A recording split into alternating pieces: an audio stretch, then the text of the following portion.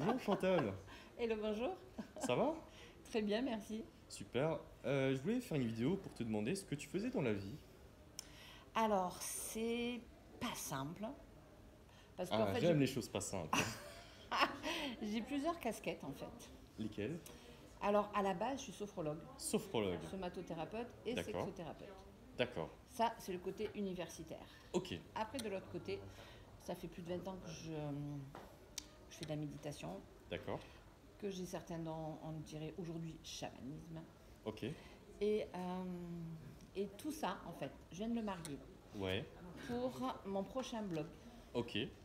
qui est le mariage alchimique. Le mariage alchimique. On reviendra dessus. Tu as parlé en fait de tes trois premières activités qui sont universitaires. Donc c'est-à-dire que tu es allé à la fac, en école? Oui, Ouais, tu dis ça? à plus de 50 ans, je suis retournée à la fac D'accord. à faire une licence en éducation à la sexualité humaine et un master en éducation à la sexualité humaine. Ok. Et les autres activités, c'est comment tu as fait en autodidacte? Tu t'es formé? Tu Ah, es je allé me sur suis le formée. terrain?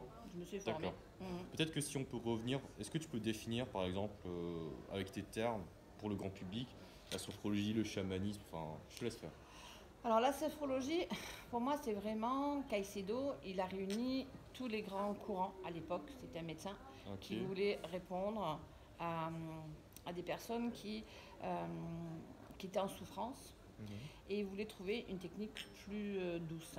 Et sa femme Oui. faisait du yoga. Donc il s'est intéressé à toutes ces techniques orientales. Ok. Et c'est là qu'il en a tiré la sophrologie. La sophrologie, c'est vraiment remettre en lien le corps et l'esprit. La mise en lien entre le corps et l'esprit, Voilà. d'accord. Après, on va travailler ce qu'on appelle l'état alpha, c'est-à-dire ce qu'on passe entre la veille et le sommeil, D'accord. qui est proche de l'hypnose, mais c'est une autre façon.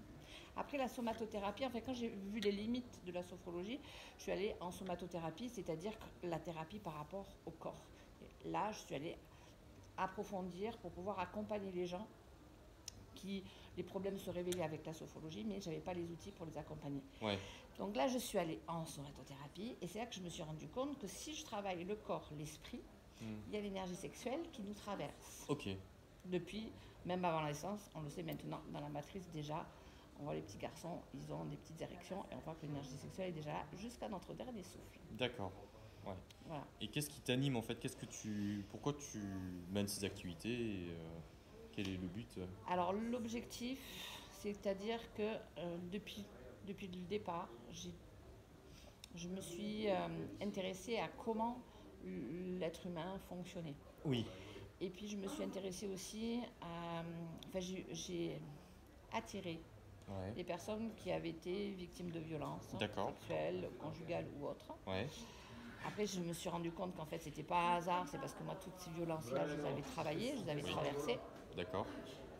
Et puis, je me suis dit, bon, maintenant, c'est bon, depuis 20 ans, je suis dans la réparation. J'avais envie d'être dans la prévention. C'est pour ça que j'ai fait un master et une licence en éducation à la sexualité humaine pour pouvoir prévenir, pour C'est éviter pour tout aider ça. des personnes à ne pas vivre ce que toi tu as vécu, Non si je seulement comprends bien. ça, mais c'est en même temps pour aussi être à l'aise avec son corps, Bien avec sûr. son énergie sexuelle.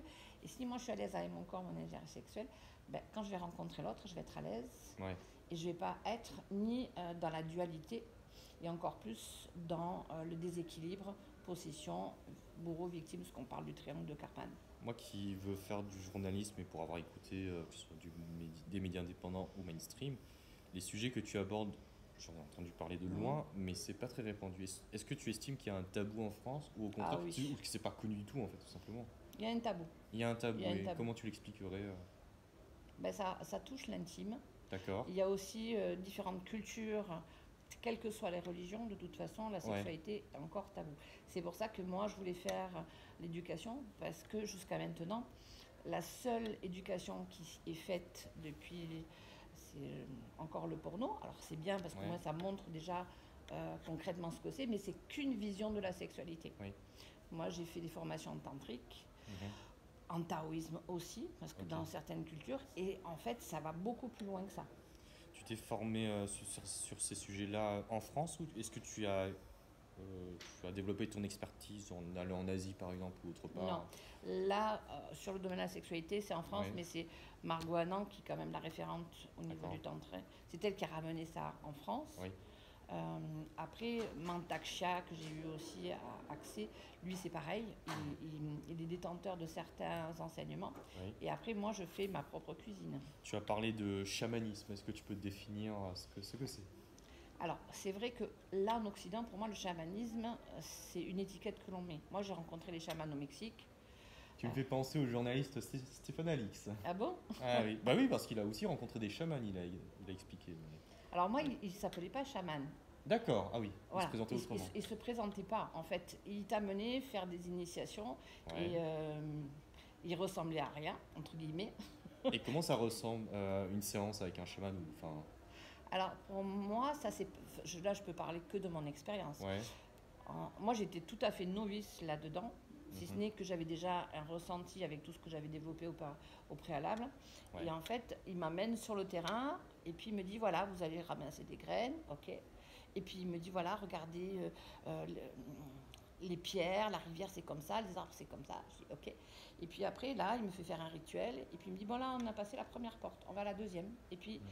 au fur et à mesure. Et puis alors j'ai dit ok, c'est quoi? Et à la fin, il me dit, ben, si on n'a pas traversé toutes les portes avec l'autorisation des esprits, là, vous voyez, le terrain, quand on finit, on revient, ben, là, il y a des serpents, et si vous n'avez pas respecté, ben, vous risquez de mourir. Ah, j'ai dit, ah oui, quand même. Et puis après, on finit le rituel, on va boire une bière.